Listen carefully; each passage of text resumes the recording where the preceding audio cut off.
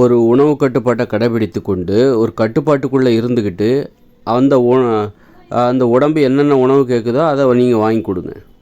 எதெல்லாம் சாப்பிடணுன்னு ஆசைப்படுதோ அதை நீங்கள் வாங்கி கொடுங்க, அதை நீங்கள் சாப்பிடுங்க. ஆனால் ஒரு கட்டுப்பாடு இருக்கணும். அந்த கட்டுப்பாட்டுக்குள்ளே நீங்கள் என்னென்ன உணவு வேணாலும் சாப்பிட்லாம்.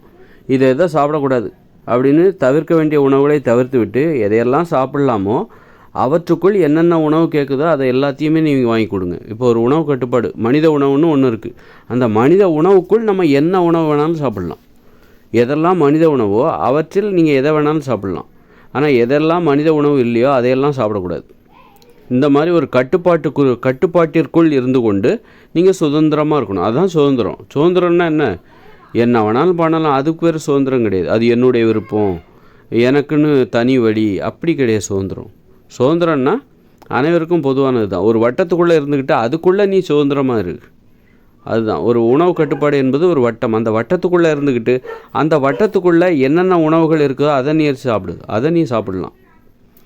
உணவு சுதந்திரம்னா எதை வேணாலும் நீ சாப்பிடலாம் அப்படிங்கிறது உணவு சுதந்திரம் கிடையாது. அது கட்டுப்பாடு இல்லைன்னு அர்த்தம். கட்டுப்பாடு இல்லாத சுதந்திரங்கிறது அழிவுக்கு தான் வழிவகுக்கும். நோய்களைத்தான், அதுதான் நோய்களை வரவழைத்தது. எனது உணவு, என் உரிமை, எனது உரிமை, எனது உணவு அப்படின்னு சொல்லிட்டு நீ என்னெல்லாம் விருப்பப்படுறியோ எல்லாத்தையும் சாப்பிட்டு பார்க்குற. அதுதான் நோய்களுக்கு வழிவகுத்து விட்டது. அதனால் ஒரு கட்டுப்பாடு, எதை சாப்பிடக்கூடாது, எதெல்லாம் சாப்பிடக்கூடாது, மாமிசம் சாப்பிடக்கூடாது, மீன் சாப்பிடக்கூடாது, முட்டை, பால், தயிர், மோர், வெண்ணெய், நெய், அப்போ தானியங்கள் இதெல்லாம் சாப்பிடக்கூடாது. இப்படி தானியங்கள், பேக்கரி உணவுகள், இந்த மாதிரி எதெல்லாம் சாப்பிடக்கூடாது அப்படின்னு ஒரு பட்டியல் இட்டுறணும். அதுக்குள்ளே நம்ம போகவே கூடாது, அதையெல்லாம் நம்ம சாப்பிடவே கூடாது. எதையெல்லாம் அப்போ நம்ம தானியங்கள், மாமிசம், மீன், முட்டை, தயிர், மோர், வெண்ணெய் இதெல்லாம் தவிர்த்து விட்டு அப்புறம் காய்கறிகள், பழங்கள், கீரைகள், கிழங்குகள், பருப்புகள், கடலைகள் இதைத்தான் சாப்பிடணும். இதுக்குள்ளே நீ எதை வேணாலும் சாப்பிடு, எப்படி வேணாலும் சாப்பிடு.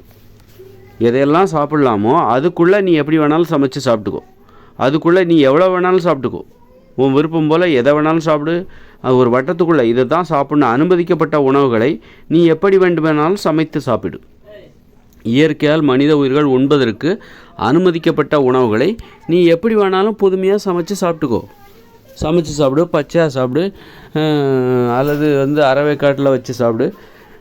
அப்படி அதுதான் சுதந்திரம், அதுதான் உணவு சுதந்திரம். இயற்கையால் மனித உயிர்கள் உண்பதற்கு அனுமதிக்கப்பட்ட உணவுகளை நீ எப்படி வேணாலும் சமைச்சு சாப்பிட்டுக்கோ, என்ன வேணாலும் பண்ணி சாப்பிட்டுக்கோ. அதுக்குள்ளே நீ என்ன வேணாலும் செஞ்சு நீ சாப்பிட்டுக்கோ. எது இயற்கையால் மனித உயிர்கள் உண்பதற்கு அனுமதிக்கப்படவில்லையோ அதுக்கிட்ட நீ போகவே போகாது.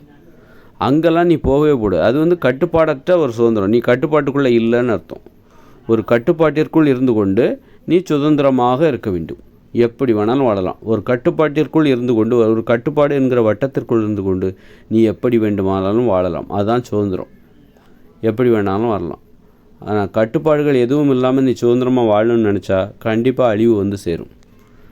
அழிஞ்சு தான் நம்ம போவோம். அதுக்கு இந்த இயந்திர அறிவியல் உலகம் ஒரு மிகப்பெரிய உதாரணம். அதுக்கு என்ன உதாரணம் அப்படின்னு கேட்காதீங்க. இந்த இயந்திர அறிவியல் உலகமே அதற்கு உதாரணம்.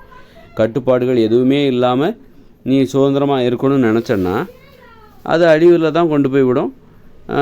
அப்போ கட்டுப்பாடு இல்லாத அந்த சுதந்திரத்துக்கு என்ன காரணம்? உணவில் நமக்கு கட்டுப்பாடு இல்லை.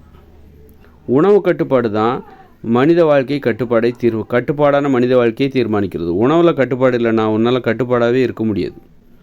அதனால் நம்ம இன்றைக்கி மனித உணவுகளை மட்டுமே சாப்பிட்டா தான் மனுஷங்க கட்டுப்பாட்டுக்குள்ளே வருவாங்க. இன்றைக்கி மனுஷங்க யாருமே கட்டுப்பாடற்ற ஒரு வாழ்க்கை வாழ்ந்துக்கிட்டு இருக்காங்க. கட்டுப்பாடுனா என்னன்னே தெரில அவங்களுக்கு. ஏன் கட்டுப்பாடாக இருக்க முடியலன்னு அவங்க ரொம்ப குழம்பி போய் கிடக்குறாங்க. மனசை ஏன் கட்டுப்படுத்த முடியல, ஏன் தியானம் பண்ணுறாங்க, மனசை கட்டுப்படுத்துறதுக்கு ஏன் போராடுறாங்க. பார்த்தா உணவில் கட்டுப்பாடு கிடையாது. உணவில் நீ மனித உணவுகளை மட்டுமே சாப்பிட்டேன்னா கட்டுப்பாடுங்கிறது எளிதாக வந்துடும். மனித உணவுகளை சாப்பிட்டு பாருங்கள், அது அவ்வளோ கஷ்டமாக இருக்கும். காய்கறிகள், கீரைகள், பழங்கள், பயிர் வகைகள், கடலைகள், பருப்புகள் இதுதான் மனித உணவு. மூலிகைகள், பழங்கள், காய்கறிகள் இதுதான் மனித உணவு. மனித உணவு மட்டுமே உங்களால் சாப்பிட முடியுமா? சாப்பிட்டு பாருங்கள். ஒரு வேளை இல்லை, ஒரு நாள் இல்லை, தினமும் சாப்பிட்டு பாருங்கள். ரொம்ப மன அழுத்தம்லாம் அப்போ தான் தெரியும் மனித உணவுங்கிறது எவ்வளோ கஷ்டங்கிறதும், மனித உணவுகளை மட்டுமே சாப்பிட்றது எவ்வளோ கஷ்டங்கிறது அப்போ தான் தெரியும்.